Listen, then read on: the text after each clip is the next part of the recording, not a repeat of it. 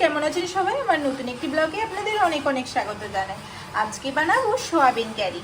তো তার জন্য উপকরণ লাগছে লবণ, হলুদ, গরম মশলা, লঙ্কা গুঁড়ো, ধনে গুঁড়ো, জিরে গুঁড়ো, একটা তেজপাতা আর একটা শুকনো লঙ্কা। আর এখানে রাখছে একটা টমেটো আর রসুন, আদা, পেঁয়াজ, ধনেপাতা। ভিজিয়ে রেখেছিলাম 15 মিনিটের মতো। তো সয়াবিনটাকে জল ঝরিয়ে নিচ্ছি এইভাবে।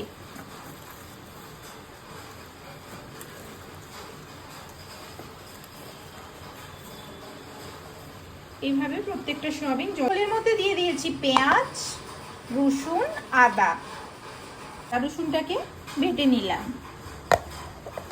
টমেটোটাও বেটে নেব এই একইভাবে। গ্যাস অন করে নিয়েছি, কড়াই দিয়ে দেব 4 চামচের মতো সয়াবিন অয়েল। হয়ে গিয়েছে, এখন দিয়ে দেব গোটা জিরে, এবার দিয়ে দেব তেজপাতা, এবার দিয়ে দেব শুকনো লঙ্কা, দিচ্ছি আদা রসুন পেঁয়াজের পেস্ট। এবার নেড়ে চেড়ে ভেজে নেব মশলাটা।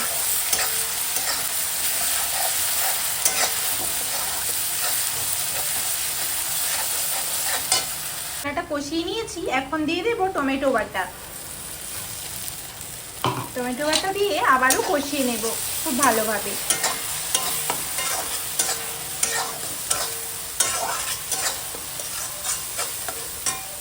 ভালোভাবে কষিয়ে নিয়েছি, এখন দিয়ে দেব এর মধ্যে পরিমাণ মতো হলুদ গুঁড়ো, পরিমাণ মতো ধনে গুঁড়ো, পরিমাণ মতো জিরে গুঁড়ো, পরিমাণ মতো লবণ, পরিমাণ মতো গরম মশলার গুঁড়ো, পরিমাণ মতো লঙ্কার গুঁড়ো। এবার আবারও ভালোভাবে কষিয়ে নেব।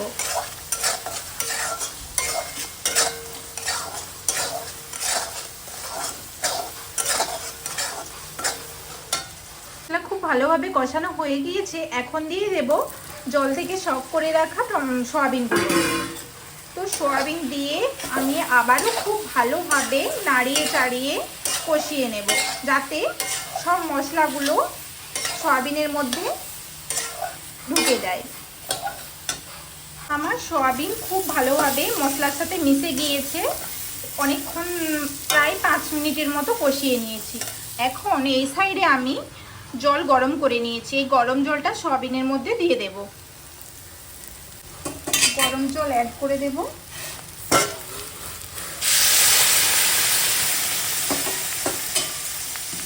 এক কাপের মতো গরম জল অ্যাড করে দিলাম। আবারও খুব ভালোভাবে নেড়ে চেড়ে নেব।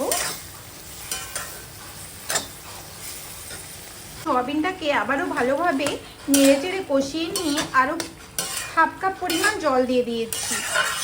দেওয়ার পর এটাকে 1 মিনিটের জন্য ঢাকা দিয়ে দেব, কারণ ঢাকা দিয়ে রান্না করলে তরকারির স্বাদ ভালো হয়। মিনিট হয়ে গিয়েছে, ঢাকনা খুলে নেব। আর এখন সয়াবিনটা প্রায় 99% রান্না হয়ে গিয়েছে। বাকি রান্নাটাও নেড়ে চেড়ে এইভাবে করে নেব। আর এখন দিয়ে দেব উপর থেকে ধনেপাতা কুচি।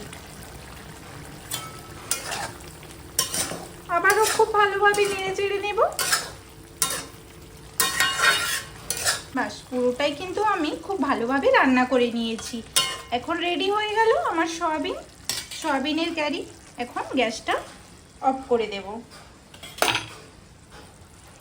চেষ্টা করলাম সয়াবিন কারিটি খুব সহজভাবে আপনাদের সামনে তুলে ধরার জন্য।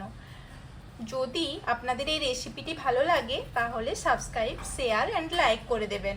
Thank you.